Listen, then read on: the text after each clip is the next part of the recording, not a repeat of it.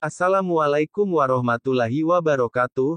Kembali lagi di channel Guru Areyu. Sebelum ke video jangan lupa untuk subscribe, like, komen, dan share.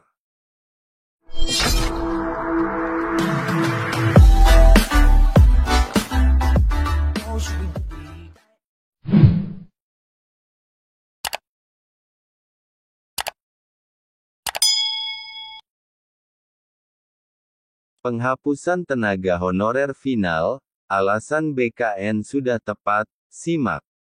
Jakarta, pemerintah akhirnya memberi penjelasan terkait kebijakan menghapus tenaga honorer pada 2023 mendatang.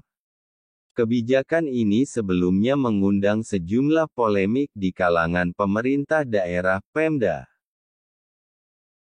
Kami luruskan bahwa penghapusan tenaga honorer di lingkungan pemerintahan ini karena pemerintah pusat ingin membenahi sistem kepegawaian, ujar Kepala Kantor Regional 3 Badan Kepegawaian Negara BKN, Taucit Jatmiko. Menurut Taucit Jatmiko, banyak tenaga honorer yang diangkat untuk diperbantukan di pemerintahan, tetapi sayangnya upah atau gaji yang diberikan kepada mereka banyak yang tidak layak seperti di bawah upah minimum regional (UMR). Karena itu, pemerintah berupaya memperbaiki sistem kepegawaian pada pemerintah. Berdasarkan Undang-Undang Nomor 5 Tahun 2014, ke depan hanya ada dua kategori aparatur sipil negara, yaitu PNS dan pegawai pemerintah dengan perjanjian kerja (PPPK). Konsekuensinya, pegawai di luar berstatus PNS dan PPPK harus dipekerjakan berdasarkan UU Ketenagakerjaan dan digaji sesuai dengan upah minimum regional (UMR). Tenaga honorer yang dipekerjakan, tetapi tidak tergolong kepada PNS maupun PPPK maka yang bersangkutan harus tunduk pada UU Ketenagakerjaan karena kaitannya terhadap gaji dan hak-hak lainnya. Yang sekarang ingin dibenahi oleh pemerintah adalah keberadaan pegawai yang digaji tidak sesuai dengan UMR, paparnya. Menurutnya, pemerintah ingin menghilangkan keberadaan pegawai yang digaji tidak sesuai dengan UMR. Semua harus tunduk pada UU Nomor 5 Tahun 2014 tentang ASN atau UU Ketenagakerjaan sehingga gajinya bisa sesuai UMR. Pemda kecewa honorer dihapus, usul tiru kebijakan pemerintah sebelumnya, PAS.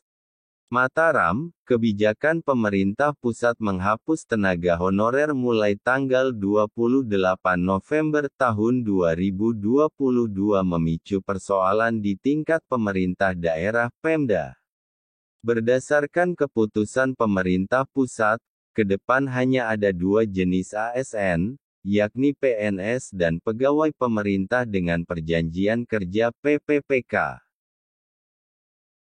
Keputusan Menpan RB Cahyokumolo menginstruksikan pejabat pembina kepegawaian (PPK) memetakan pegawai non-ASN di instansi masing-masing dianggap perlu dikaji ulang. Pemerintah daerah terang-terangan menyatakan keberatan dengan kebijakan penghapusan tenaga honorer. Kepala Badan Kepegawaian dan Pengembangan Sumber Daya Manusia, BKPSDM Kota Mataram Baik Nelly Kusumawati berharap kebijakan tersebut dikaji ulang agar lebih humanis. Kita Pemkot Mataram berharap ada kebijakan lebih humanis yang dikeluarkan pemerintah terhadap keberadaan tenaga honorer atau pegawai non-ASN, kata Baik Nelly Kusumawati. Menurut Baik Nelly, ribuan tenaga non-ASN di lingkup pemerintah Kota Mataram dalam keadaan khawatir dan resah dengan nasib mereka. Mereka sejak awal berharap dapat diangkat menjadi PPPK. Baik Nelly mengatakan salah satu kebijakan humanis yang bisa diterapkan adalah dengan mencontoh kebijakan pemerintah sebelumnya.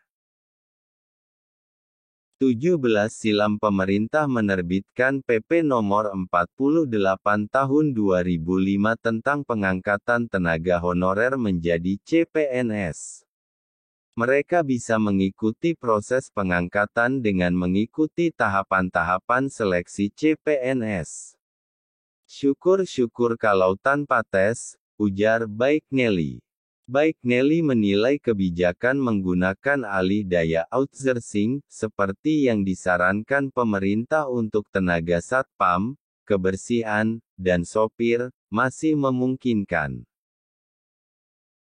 Namun, kebijakan tersebut tidak cocok untuk tenaga honorer teknis seperti administrasi, operator, dan pustakawan yang sudah lama mengabdi melaksanakan tugas sesuai tugas pokok dan fungsinya. Keberadaan tenaga teknis seperti itu sangat dibutuhkan di OPD tertentu. Demikian info terkini, semoga bermanfaat. Terima kasih dan wassalamualaikum warahmatullahi wabarakatuh.